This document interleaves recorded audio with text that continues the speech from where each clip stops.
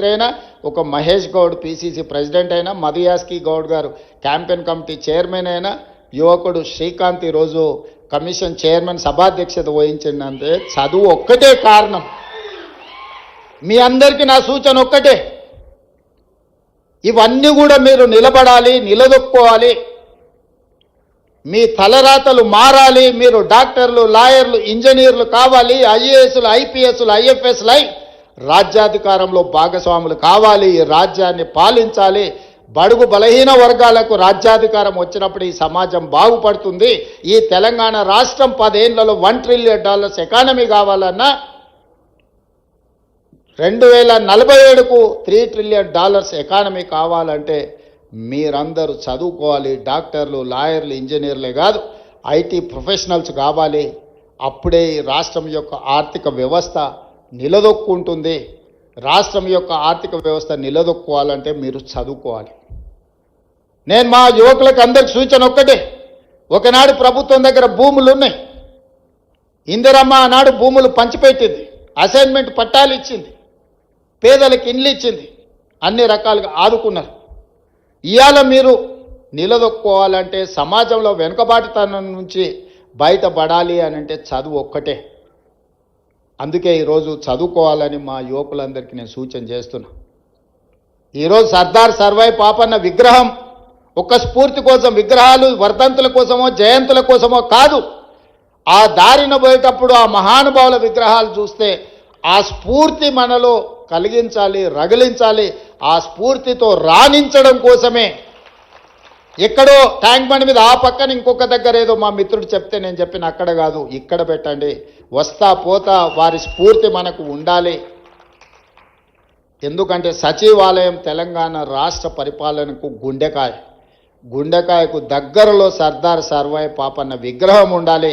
ఆ పక్కన జ్యోతిరావు పూలే ఆనాడు గడి నిర్మించుకుంటే ఆ గడికి జ్యోతిరావు పూలే ప్రజాభవన్ అని మనం పెట్టినాం. వి హనుమంతరావు గారి సూచన మేరకు ఆనాడు పేదలకు ఎవ్వరికీ అందులో ప్రవేశం లేదు. గద్దరన్న ఓత కూడా ఎర్రటెండకు 4 గంటలు కూసబెట్టారు. ఇవాళ అది జ్యోతిరావు పూలే ప్రజాభవన్గా మారి ప్రతి వారం ప్రజలందరూ అక్కడికి వచ్చి ప్రజా సమస్యల్ని చెప్పుకునే అవకాశం కల్పించినాం. ఇది ప్రజాపాలన. ఈ ప్రజాపాలనకు మీరందరూ అండగా నిలబడాలి. మీ ఆకాంక్షలు నెరవేర్చే బాధ్యత ఈ ప్రభుత్వాన్ని, రాహుల్ గాంధీ గారిది. ఈరోజు రాహుల్ గాంధీ గారు దేశంలో ఓట్ల చోరీ ద్వారా ఉన్న ఓట్లను తొలగించడం, లేని ఓట్లను చేర్పించడం, ఎక్కడెక్కడి రాష్ట్రాల వాళ్ళను ఎన్నికలున్న రాష్ట్రాలకు తీసుకొచ్చి దొంగ ఓట్ల ద్వారా, కుట్రల కుతంత్రాల ద్వారా మొన్న జరిగిన పార్లమెంటు ఎన్నికల్లో కేంద్ర ప్రభుత్వాన్ని ఏర్పాటు చేయడమే కాదు, మహారాష్ట్రలో పార్లమెంట్లో పూర్తిగా ఇండియా కూటమికి సంపూర్ణమైన మెజారిటీ వస్తే సరిగ్గా 5 నెలల తర్వాత శాసనసభ ఎన్నికలు జరిగితే మనం పూర్తిగా ఓడిపోవడం జరిగింది. ఎందుకు ఓడిపోయినామని విశ్లేషిస్తే 1 కోటి ఓట్లు మహారాష్ట్రలో కొత్తగా చేరినాయి 4 నెలల్లో. నేను అడుగుతున్నా, 4 నెలల్లో ఏ రాష్ట్రంలోనే ఏ దేశంలో అయినా 1 కోటి మంది పుట్టగలరా? ఒకవేళ పుట్టిన వాళ్ళకు ఓటు హక్కు వస్తుందా?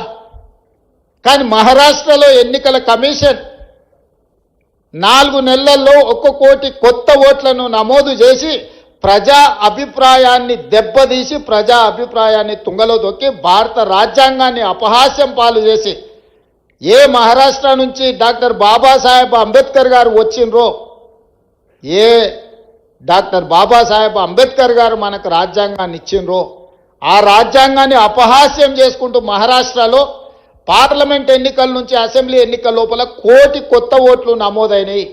ఆ దొంగ ఓట్లే మహారాష్ట్రలో బీజేపీ ప్రభుత్వాన్ని అధికారంలోకి తీసుకొచ్చినాయి.